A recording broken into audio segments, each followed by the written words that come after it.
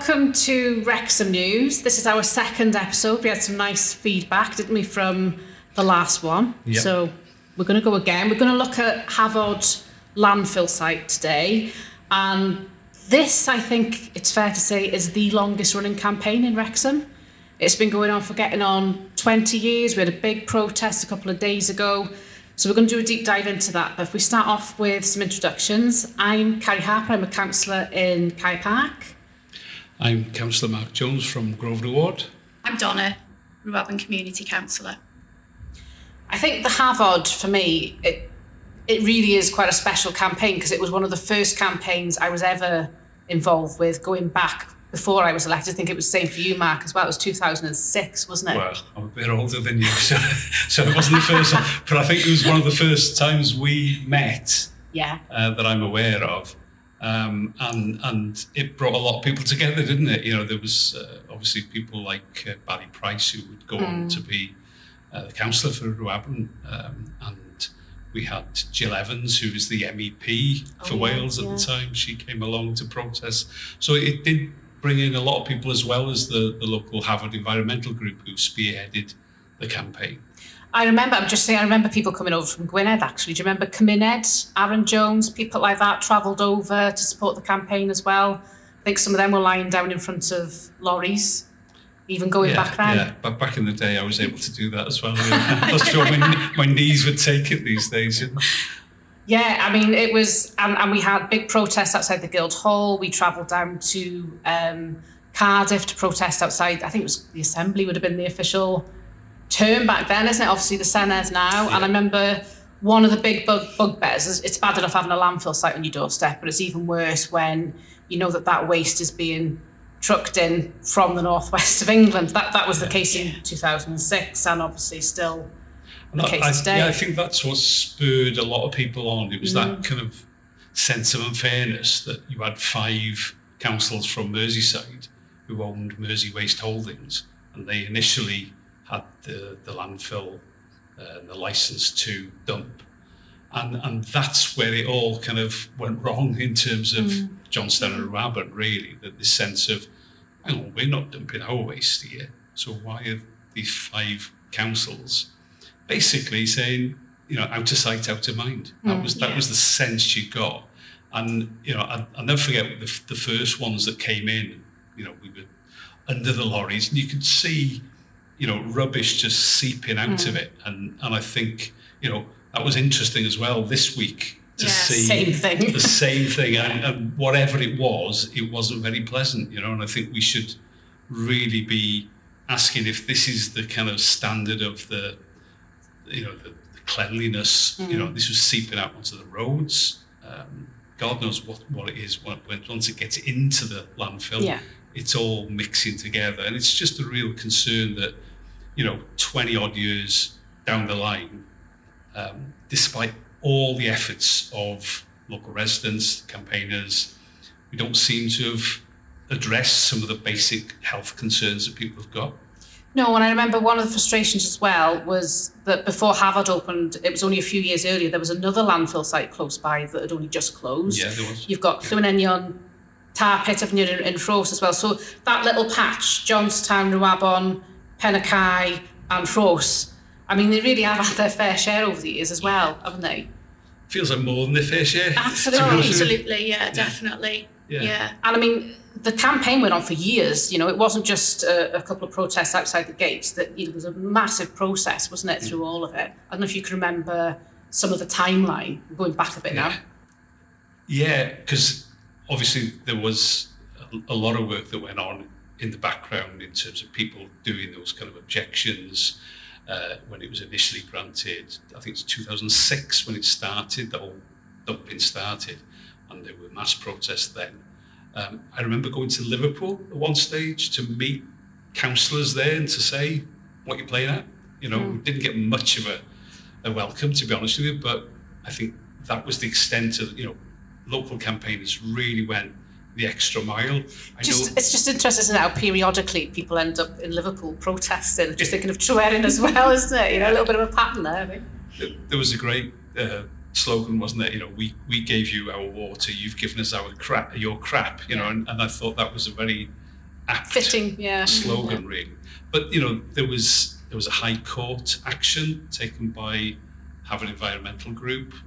In 2011, there was a lot of attempts and a lot of legal disputes about extending it in the 2010s, because initially it was an A and a B part of the landfill, and then it became we want to extend it to C, D, and E, and this was something they would cite as the special area of conservation. So this was Great Crescent Newts and all that sort of thing. Basically, that got taken over as well. So there's been an awful lot of legal challenge, and you can't fault the residents for taking it as far as they could. And you get that sense that people just got fed up with people who should have been helping them, not helping them. They've been really let down, haven't they? I think so. And it's, people complain about stink. There's been complaints about the flies and the kind of pest control, if you like. But also, they had the fire in 2020. Yeah. And that raised huge concerns, health concerns, because they were told to close their windows. Residents were told to close their windows for 4 days, I think it was it? 3 or 4 days, yeah. Do you want to talk us through that? Yeah, it was 5 years ago during COVID. Yeah, and it's incredibly hot as well, wasn't it? It was very hot. Yeah. We had a respiratory virus going round. We were told to close our doors, windows, doors, stay in for 3 or 4 days because of all the black smoke and everything that they were trying to get under control.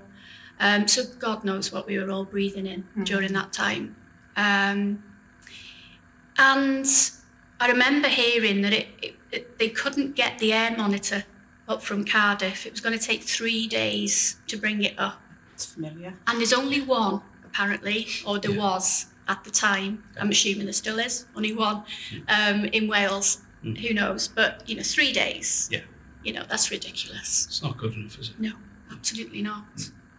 It just feels, doesn't it, that people have been, this has gone on for almost 20 years and periodically, because there were regulation breaches in 2023 as well. There was the fire, there's been massive protests. Yeah. The residents have done everything they can, but, where's everybody else been? Where's the regulator? Where's the Welsh government? Absolutely, yeah. I mean, after the fire, there's still no satisfactory explanation as to what happened, what went wrong. No, has there been a review of that? I don't think there really has. I don't think we've actually really got to the bottom of it. And that's not good enough. And, lately, the stench coming from there has been getting worse. It's always bad when you're by the place, and the people living closest to it, it must be so uncomfortable for them. But now it's reaching parts of Wrecsam, Rhos, Pennakai. Or Chirk, somebody said they could smell it from at one point. Kevin. Yeah. And lots of people say when they pass it on the bypass, you can smell it. Shut your windows. And they feel sorry for people who have to put up with it all the time. Yeah. You do. You don't live that far away, do you? No, not that far. I live the Wrecsam side of it. Johnstown cops it the worst, but I've heard people of prevailing winds saying as well. Yeah. So it's absolutely getting worse. Something has got to, something's got to. Natural Resources Wales have got to do something about this now. Do what a regulator is supposed to do. They're saying that they're following the guidelines, or Enivert are following the guidelines, they're following the regulation that they've been set. Well, quite clearly, your regulation is not tough enough. Obviously, yeah. And I think it was interesting when they came before the council, and they did get a bit of a scrutiny there. Yeah. And, they were saying, we've answered all the needs. And as you say, well, if you've answered all the needs, there's still stink, there's still concern about people's health. Yeah. The standard isn't high enough. Yeah. But also, they admitted there that the leachate levels were still significant, and that was a problem. Leachate, it's not a term you're using every day. Leachate is stuff that leaks out, and it leaks into the water table. So that's getting Yeah. into the D eventually, and that's getting into your drinking water. Yeah. And that's a concern as well. Yeah. And I think with all these concerns, it adds up in terms of people's mental health, mental well-being. The fire was an extreme case. Yeah. But just that general sense of, how safe are we? If I can smell this smell, how what's it doing to me, to my lungs, to my kids, to anyone? What's it doing to the kids up in the Havard school? Yeah. And that's a huge concern as well, because they're not far away from it. It's worrying. It is really, really worrying. I think establishing what those health impacts are and environmental impacts is one of the main issues going back 20 years. It still is now. Somebody on Twitter seen that the campaign was starting up in Havard, and they got in touch with me. They were involved in a campaign going back to 2002, Nantagwyddon landfill site in the Rhondda in the South Wales Valleys, and they sent this document over. So this is an independent investigation that was commissioned by the then Assembly in 2002, which led to that landfill site closing down. Right. And it was just fascinating flicking through this, because it could be Havard. Really? Very easily. Okay. The terms of reference are looking into the odour, looking into the environmental impact, the public health impact of the site, all the same concerns. And just what struck me was, well, how on earth were the Assembly so proactive in 2002 in putting this together?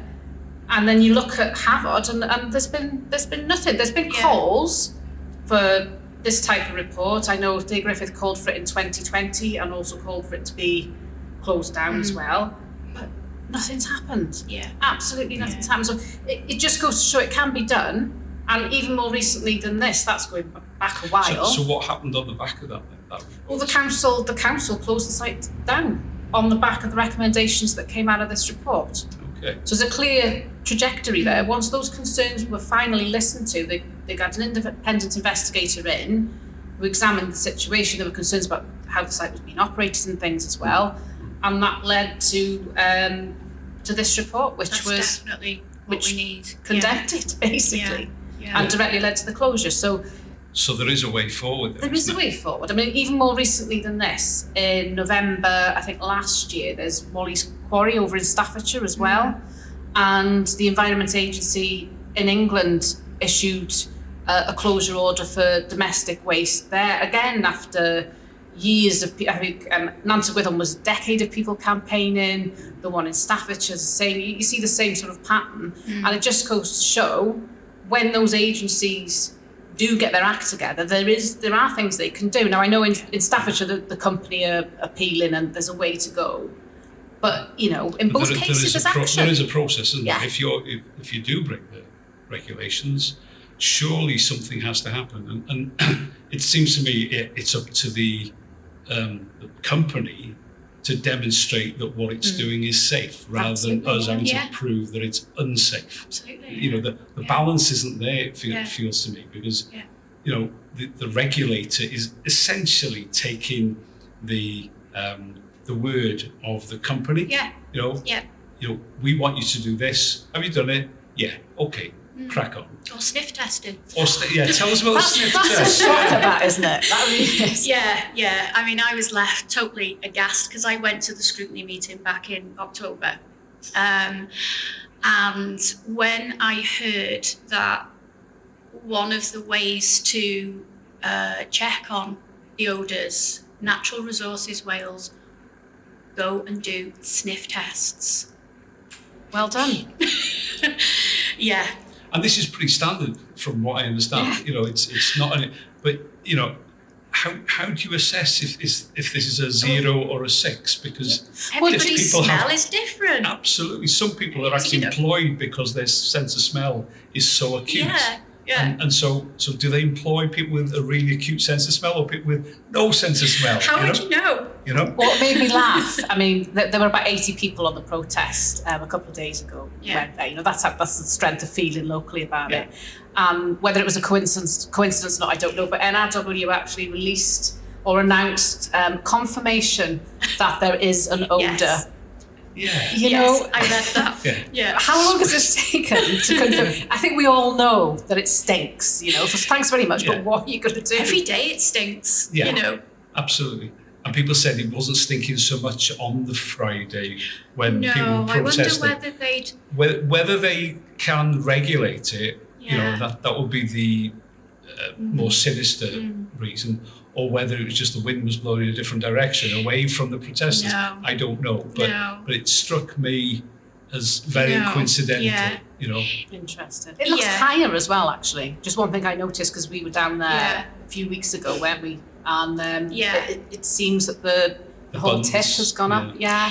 It seems to have, since the fire, they've moved it forward right? because it was more. They were working, from what I can remember, they were working more towards the back, towards the Is that towards Wrecsam? no, towards Johnstown. Okay. You know, towards where the industrial Oh, estate right, is, yeah, more yeah, that gotcha. way. So where they brought it forward since the fire, but no, it smells every day pretty much. It's not It's as worse bad when it's wet. I've heard people say. when it's really hot, when Yeah. it's really warm, and when it's really damp. And we don't actually know why, do we? I think that's the thing. Like, Yeah, what is why? causing this Yeah. horrific stick? Because there's domestic and commercial waste Yeah. going there, isn't it? But there's not Yeah. been an answer to exactly what the problem is. Yeah.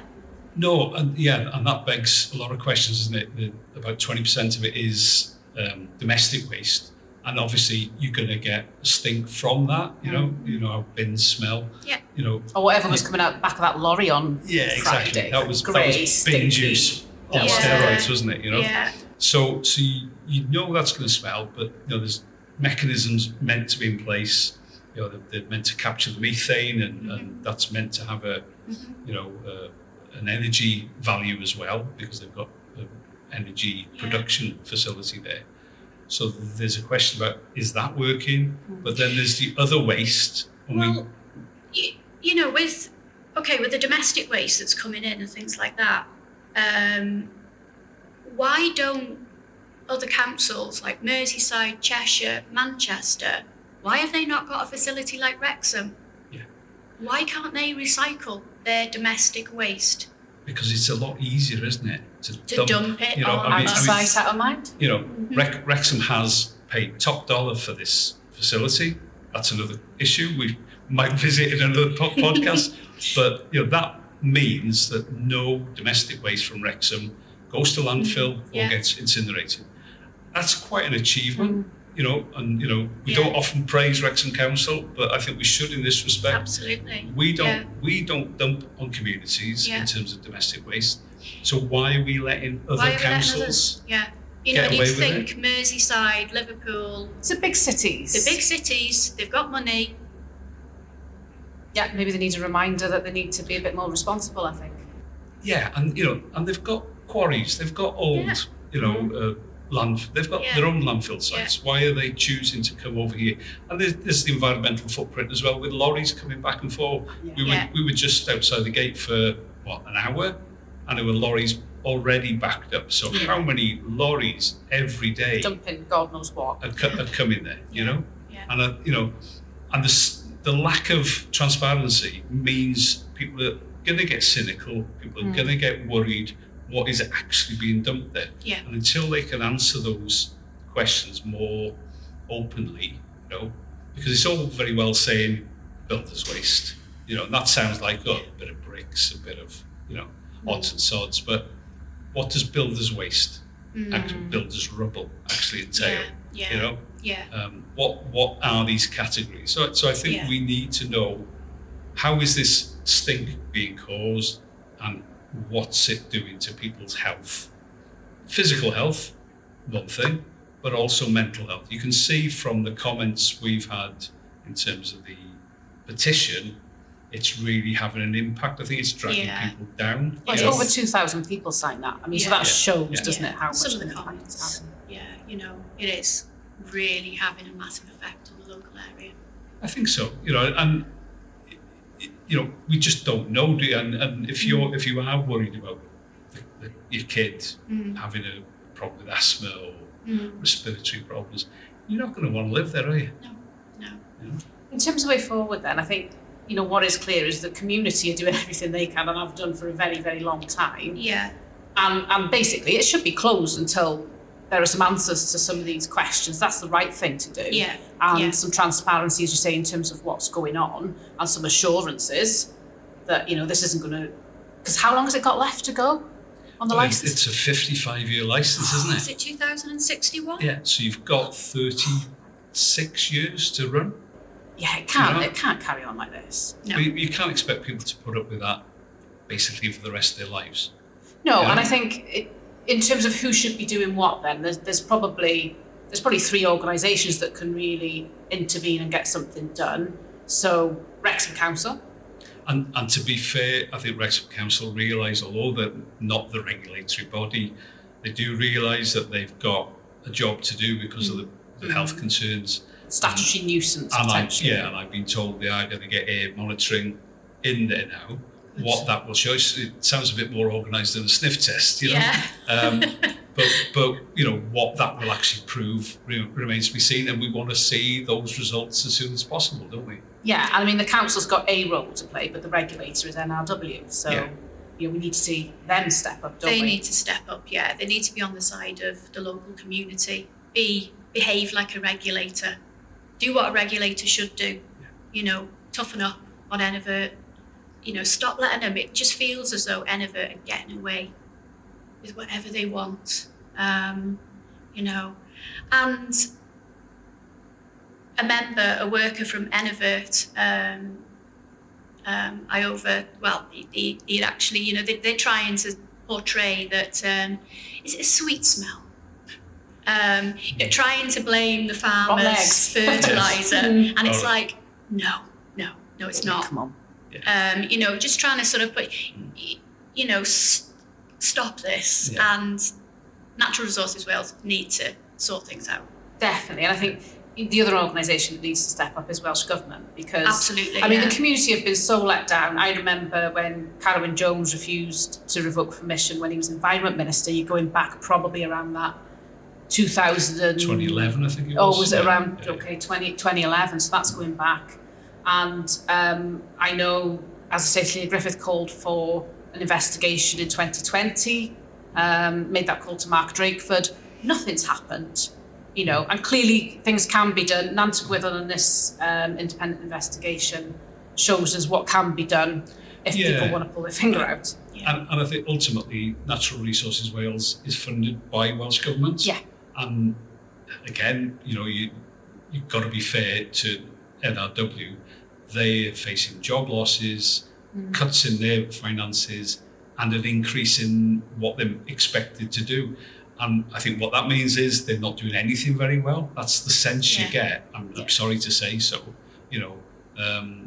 Whether it's making sure our rivers are clean and whether there's other tips and sites and other industrial plants in the area, which people in those areas, those communities don't feel are being regulated sufficiently well either.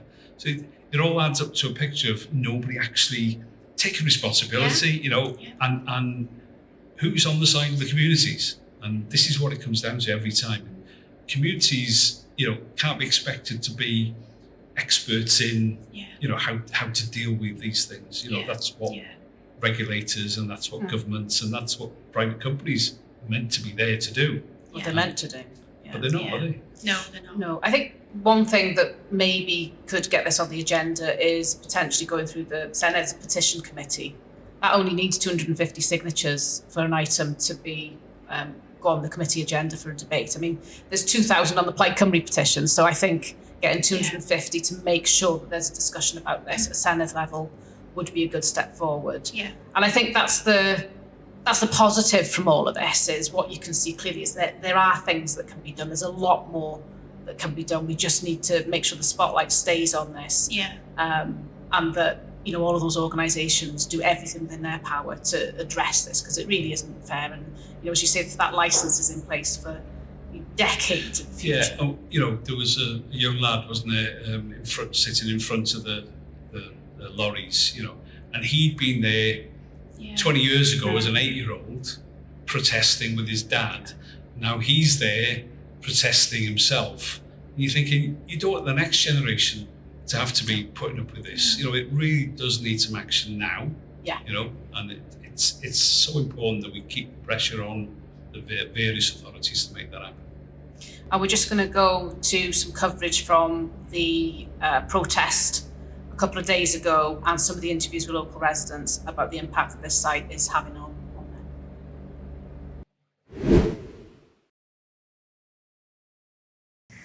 Around 80 protesters blocked the entrance to a landfill site at Johnstown in Wrecsam earlier, calling for it to close because of the impact the smell is having on residents. People living near the Havard quarry say the smell, which is like rotten eggs, they say, has been far worse in recent months.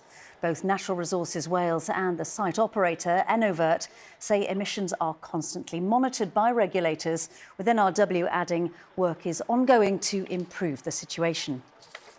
The last 3 months, 4 months in particular, have been horrific for local residents. The stench coming from this place is unbearable, and I think you can see the strength of feeling from local people by how many people have turned out today. Everybody's had a gutful. We need the monitoring to happen. We need the health impact assessment undertaken, but more than anything else, we need to nip it in the bud and close this place down. Well, the residents of Johnstown and the surrounding villages, Wrecsam, Rubs, Pennakai, have all been plagued with this smell. And it's getting worse, and it's been incremental year on year on year. 2024 was just disgusting. And despite all the campaigns and the protests, nothing is getting done. And I can't understand why the permit that they've been allowed allows them to stink the village out as they do. The permit should be changed, it should be re-evaluated, and it's not fit for purpose anymore. So I don't understand why Wally's Quarry in Staffordshire can do the same thing with the Environmental Agency. They've closed them down, they've got exactly the same issues here, same site, clay-based, and the NRW are just sitting on their hands. And, you know, it's got to close, it's got to close. My grandsons went out to play in the snow coming down, and they were out as healthy young grandsons, and they came back in, banging on the door, ash white, eyes stinging. One was nauseated and the other one had a severe headache. Within half an hour of being inside my home, it eased. I'm telling you, this is a health problem, and it's being covered up. 18 years ago, when the site first opened, I was 8 years old. I was over there with my dad, out with an air horn, tuning these trucks coming in and out. And 18 years later, it's still open. Why they think that it was acceptable that the landfill site behind a row of houses in the community that didn't want it at all to begin with, but the community, apparently the community's opinions were completely disregarded, and they have been for 18 years. They expect it to go on for another 35 years. It's irresponsible, it's reckless, it's a health concern, it stinks, and frankly it's just disrespectful to the community. It doesn't matter. If the community don't want it here, why should it be here? We didn't want it. It's our land, it's our home, it's our rules. And you know, the irony is, Wrecsam Council don't send any domestic waste to landfill. There's no domestic waste from Wrecsam going to this site. So, as in 2006, the majority of waste going here is being trucked in from the northwest of England. And I think there are serious questions for places like Manchester and Liverpool to answer in terms of why they're not dealing with their waste appropriately. Because they need to. It's not fair that this community has been dumped on for the last 20 years plus.